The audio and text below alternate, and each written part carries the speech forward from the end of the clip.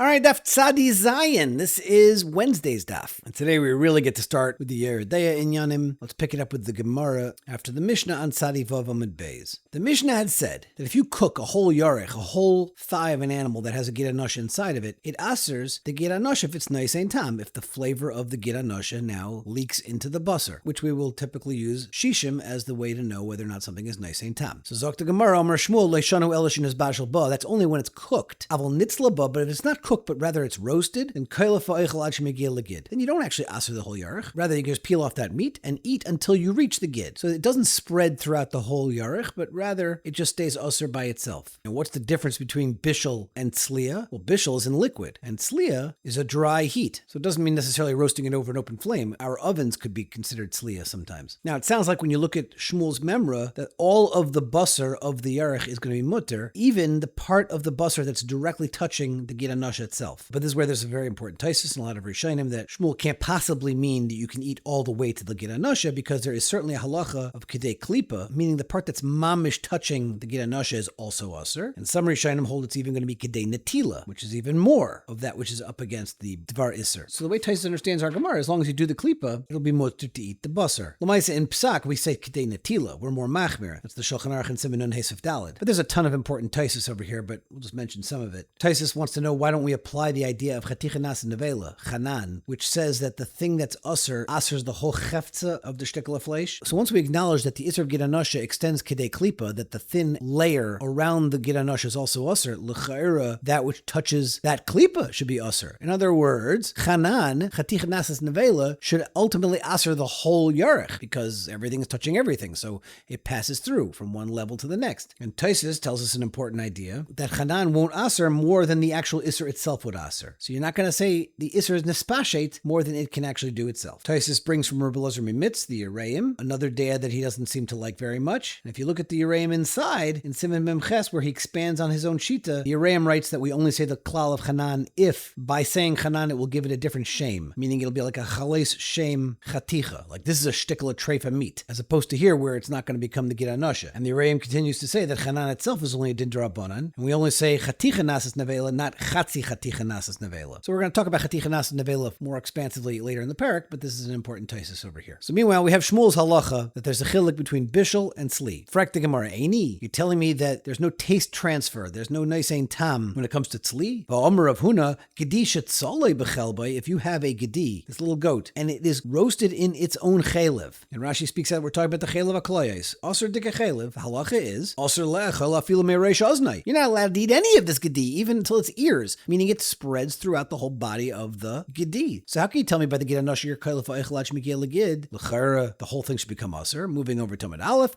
shani chaylev demifapeya. Chaylev is different because its own nature causes it to spread throughout the entire shtickle of fleish. So whereas the gid anosha, which is not fatty, it's not going to permeate al yedei its tzli, but the chaylev akloyais will move throughout the whole animal, at least halachically. Taisus wants to know, well, what happened to the shuman hagid? There is fat of that gid anosha also. So Taisus brings from the Rabbeinu Tam that the shamein, the fat of a gid, is not mifapeh. It's a different kind of a mitzias. Frak the Gemara, ubechelev aser, you're telling me by chelev, it's going to go through the whole body, and therefore aser all the meat? I've omer Rabba Barachana, uvda have kamei de Rabbi Yochanan beknishta de ma'ayin. There was a maisa with Rabbi Yochanan in the Beis HaKnesses of ma'ayin begedi shetzolei bechelbei, with such a case of a gedi that was roasted in its own chelev. Va'asu shailuha l'Rabbi Yochanan, and they came to Rabbi Yochanan and said, what's going to be with this? V'yamar kailef v'eichlach megil lechelbei. He was talking mekel. He said you could be kailef, and you could just peel it off, and you could just separate it until you reach the chelev. So clearly the chelev does not spread throughout the whole meat, even al yedei tzli. And for the Gemara, hahu kochosh have, the case of that gedi was talking about a kochosh. It was very weak. Now we need to understand what that means. That's a machlekes rishonim. According to Taisvis, it's the nature of that kind of fat that's not going to spread. That if the animal is very lean, the nature of its chelev will not spread throughout the animal. But Taisvis in another teretz brings that it could be about the amounts, that in such a thin animal, there's not enough chelev, and therefore it becomes botel b'shishim, and it's not nisein tam. This is a very significant taisvis, because between these two different terutzim, whether or not you'll say a bitul b'shishim in such a case, and this might have to do with the fact that when we say the halacha that it spreads throughout, is it spreading evenly, or perhaps it doesn't really spread evenly, because l'maisa there is no liquid there, and therefore perhaps even if the dvar heter is shishim times the dvar aser, maybe that part of the heter would still be aser, because you don't necessarily necessarily have shishim kenegdai. So this is an important tumul in the Rishonim and in the Paiskim, and it's based on how you understand this line of the Gemara of hu kochashave. Rav Huna bar Yehuda Omar, the reason why it's not a kasha about this gedit tzali that they brought to Rabbi Yochanan is because it was a different case. It was kulya bechel bahave v'sharya. It was a case of a kulya, a kidney that was roasted with its chaylev, and that's why Rabbi Yochanan said it was mutter. Because as Rashi explains, there's a membrane that separates the chaylev and its kidney, and therefore that membrane prevents the chaylev from getting into the kidney, and that's why Rabbi Yochanan was mattered.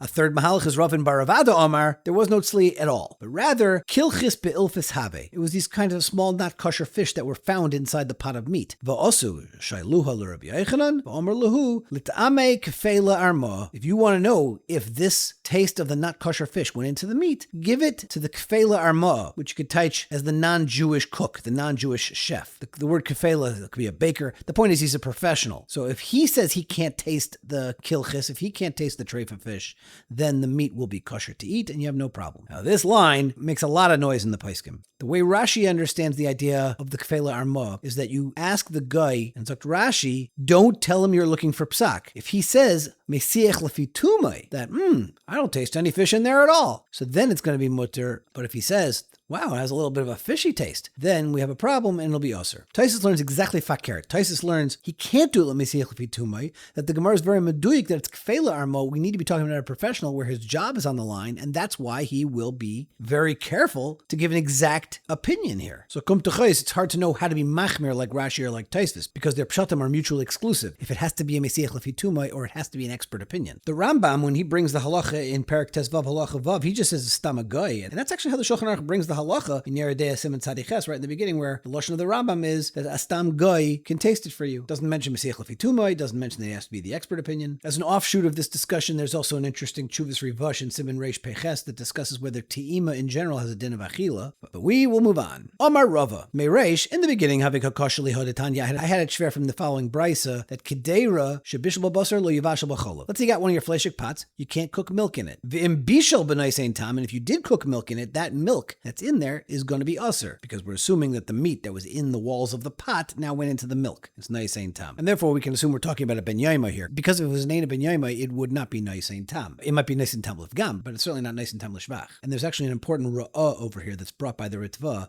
that our Gemara is dafka talking about this ben yaima, as we mentioned, but if it's ben yaima, it won't even be usser midrabanan. There's no gzeira derabanan. The Ritva himself is chelik on his Rebbe, the ra'ah. He brings from the Rashba that it can't be true. You cannot possibly be allowed to use the Eina ben yaima to cook the milk in such a fleshik pot. Continues the brisa, truma also. If you cook truma, lo yivashal b'chulin. Ve'im bishal b'naisein tam. And if you did cook chulin, then the chulin's going to be usser to a non-kayan if the truma is naisein tam. So the question is, bishlaima truma, I get it by truma, whether or not you want to see if it's naisein tam ta'im la kayan. A kayan can legally and halachically taste the food. Ela basar b'cholav, but in our case of the fleshik pot where you're cooking the milk, man ta'im le, who can taste it? But hashna de amar Rabbi Yochanan, samchina nakfela arma, but now that we've established, based on Rabbi Yochanan's memory, that you can trust the guy, okay, so hachinami samchina nakfela arma. You can also now be saimach on this goyisha cook to see whether or not there's a taste of basar in this milk. It's interesting that we're talking about truma in this context. Isn't truma only bottle 1 to 100 and not to shishim? And the Rashba actually says over here that halacha of 1 to 100 by truma is only a halacha by min b'minai. But by min b'she'ena minai and chanami, it'll be like everything else. Weiter. Omar Rava. Omar Rabbanan betama. Chazal say that something's going to be usser when it is b'naisein tam, based on its taste. The Omar Rabbanan b'kfela. And the Rabbanan also said that you can determine its state of isser by having the guy taste it. Turning over Tamid Beis. The Omar Rabbanan b'shishim. And Chazal also tell us that you can achieve heter al yedei halacha bittul b'shishim. So hilkach, to know when to apply which rule, we say the following: min b'she'ena minai dehetera. If it's two different minim where both are mutter to yidden, like in our case of truma and chulin, then betama, it'll be you can determine the halachic status based on having a yid to whom both are mutter to taste it. But de isura, let's say it's something that's usher to other yidden, like by our case of basar b'cholav, then it'll be b'kfela. You have to have the guy taste it.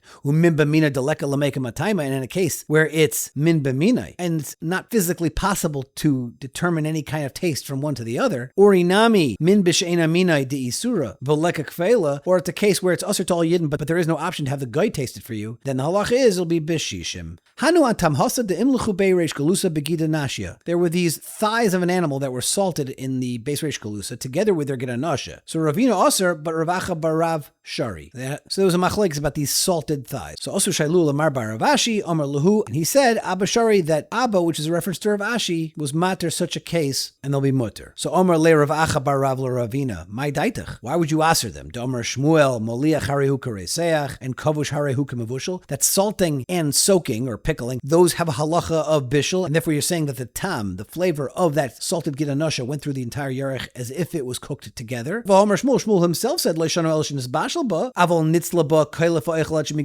he himself was only machmir by bishul itself, but by tzliya he said that you can actually eat the meat as long as you stop before you get to the gid. So even knowing Shmuel's halacha, there shouldn't be a problem with moliach and kavush. And parenthetically, the definition of kavush according to the Rosh in Avodah Zarah is 24 hours when something sits in liquid. But right now, trying to understand why would he have asked this salted meat. Now, v'chitem, you want to say my kirei seach to ka'omer. This that we say it's kirei seach when you do the salting. That's kirei seach to mavushal. It only means it's like reseach when it's cooked, and then it should be completely usher, not like tzli. But v'hom t'kaber kavush harehu k'mavushal mechlal de reseach tzli ka'omer. From the very fact that Shmuel says later on, if it's kavush, then it's like it's cooked. So clearly, when he said it's moliach, he meant that it's like through roasting, the tzli, because otherwise he would have put them together, moliach and kavush. But the fact that he makes them two separate halachas, it must be that when he's talking about moliach, which is yavish, it's like a dry medium, that's going to be just like the tzli, which is also, there's no liquid to carry the tam, as opposed to pickled, which is inherently different, that the liquid of the pickling can actually carry the tam over. So because of that, we blibe with a kasha. Amar Rabbi Chanina, kishahin misharin, when you measure to see whether or not there's a bittul b'shishim, misharin, b'roita, v'bekifa, v'chatichas, v'kedera. You measure with the liquid, with the sediment that sits at the bottom, the heter, and the pot. The actual pot is also part of the cheshbon. So what does that even mean? So ikati amri b'kedera atzma. Some say that actually means the physical pot, the walls of the pot, meaning that material, because since the tam spreads evenly throughout all that material of the walls of the pot, so now you can add that as part of the heter to comprise the 60-to-1 ratio.